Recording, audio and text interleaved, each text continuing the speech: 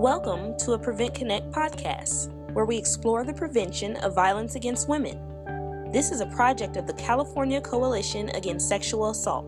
Hello everyone, this is Meghna Bhatt from Prevent Connect. I'm excited to be here today in Chicago with Jody Haskin, right, and Lydia Sharp, and Jajin Pak. I will let our speakers introduce themselves, and we will be talking about the intersection of disability and human trafficking and the implications on prevention. Hey, my name is Jody Haskin. I work for the International Organization for Adolescents, otherwise known as IOFA. I'm an anti-trafficking coordinator there, which means that I work on projects that help to build capacity in other service-providing organizations, and also provide training and technical assistance for organizations who work with vulnerable youth, who may work with youth who are trafficked. My name is Lydia Sharp. I am an Equal Justice Works Fellow and Staff Attorney here at Equip for Equality, sponsored by Greenberg Traurig LLP. My fellowship focus is on providing outreach and advocacy for people with disabilities who have either been sexually abused or sex trafficked. So there are two general things that I do. One is training in the community throughout Illinois on the intersection of disability and trafficking, and then also providing direct legal advocacy for people who have been abused or trafficked.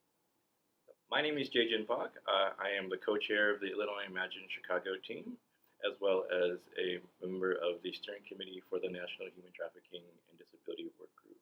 My background has been doing prevention and education for gender-based violence issues and connecting the intersectionality between disability, gender-based violence, and immigrant refugee communities. Thank you. How is everyone doing? Great. Awesome.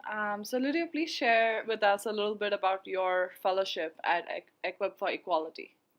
So I started my fellowship in September of 2016, and my fellowship focus is on the intersection of disability and trafficking and also sexual abuse.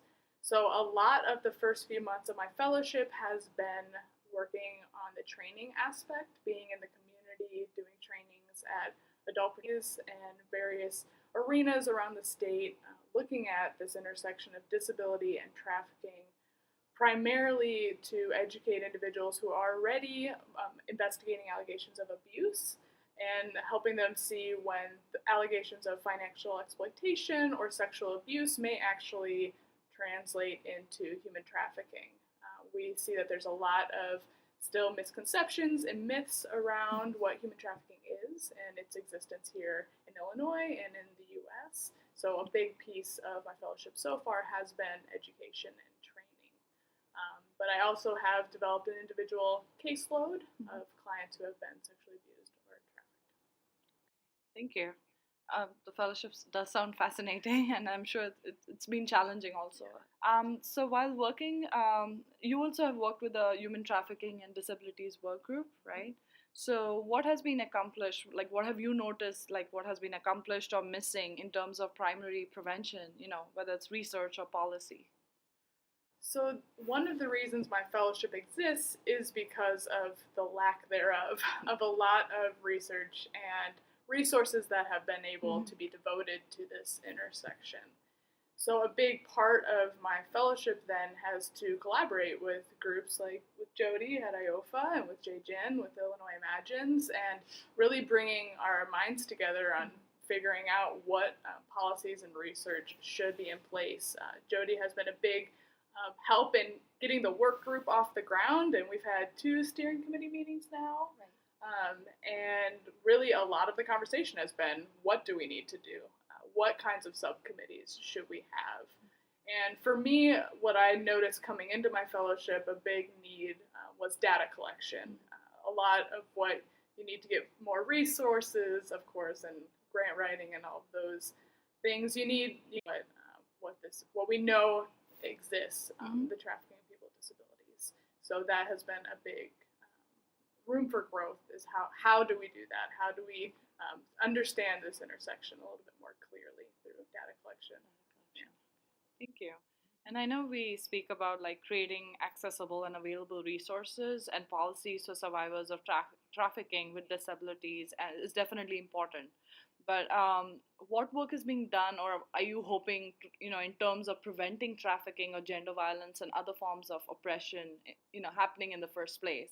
I know you spoke about educating about, the intersection of disability and human trafficking.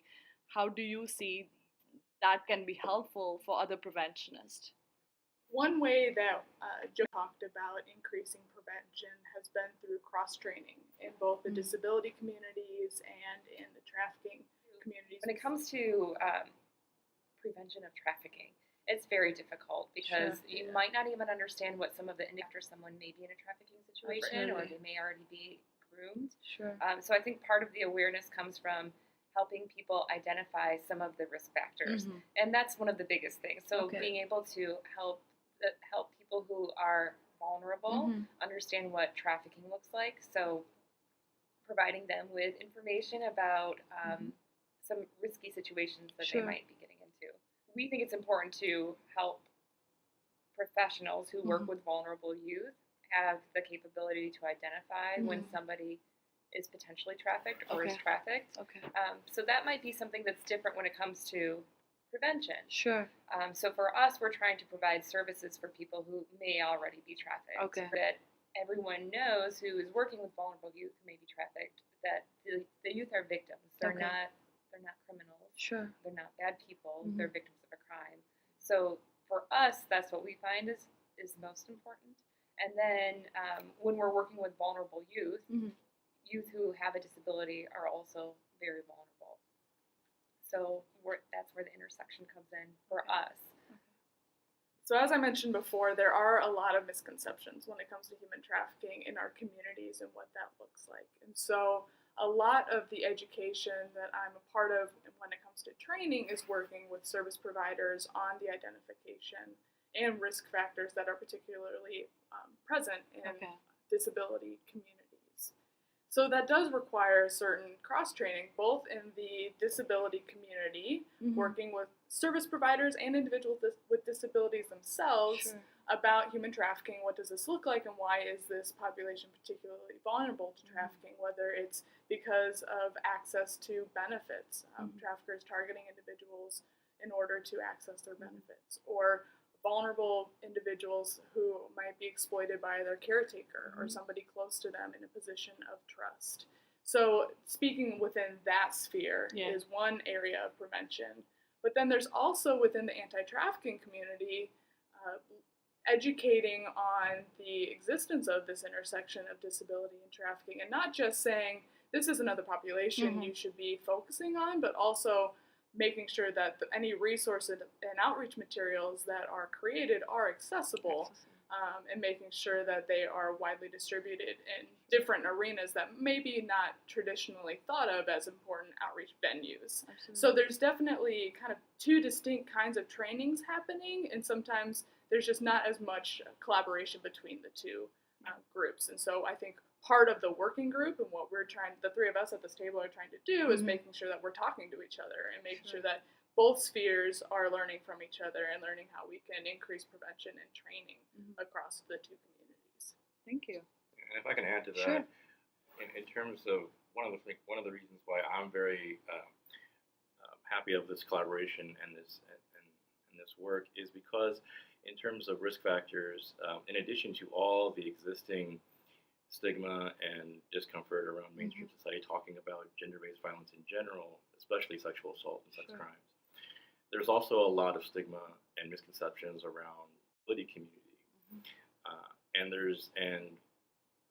If you add all the stigma and the misinformation and the mythology around both of those, it makes victimization and risk of victimization for people with disabilities, for trafficking, for very intimate partner violence and sexual violence, they have an increased risk.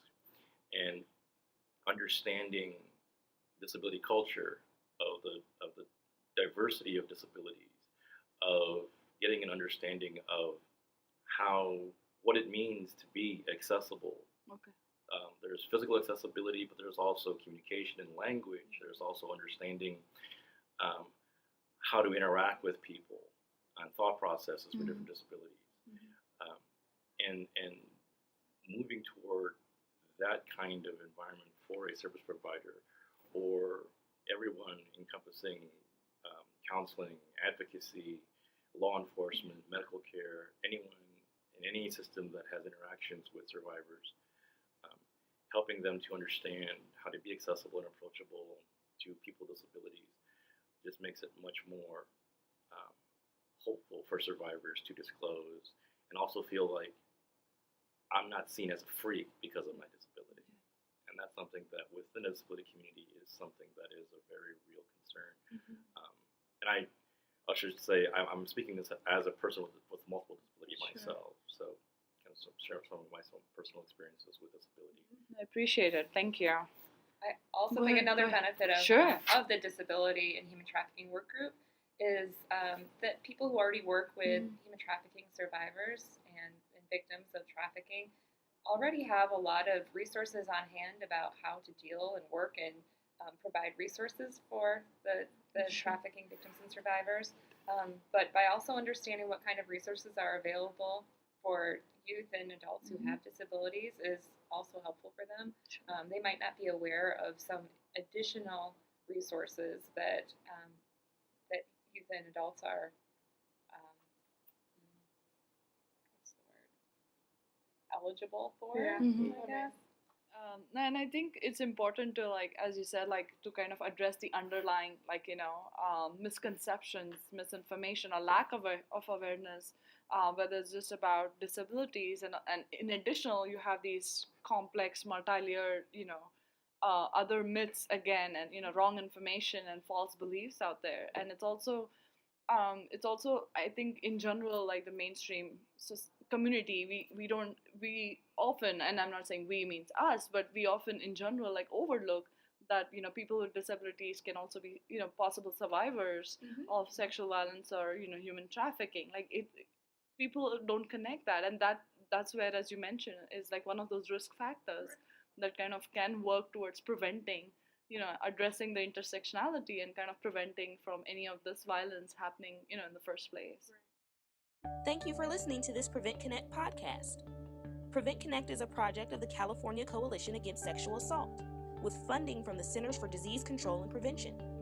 The views presented on Prevent Connect are not necessarily the views of the United States government, the CDC, or CalCASA. To learn more about Prevent Connect, visit www.preventconnect.org. For more information about CalCASA's mission, or to show your support, visit calcasa.org. That's CalCasa.org.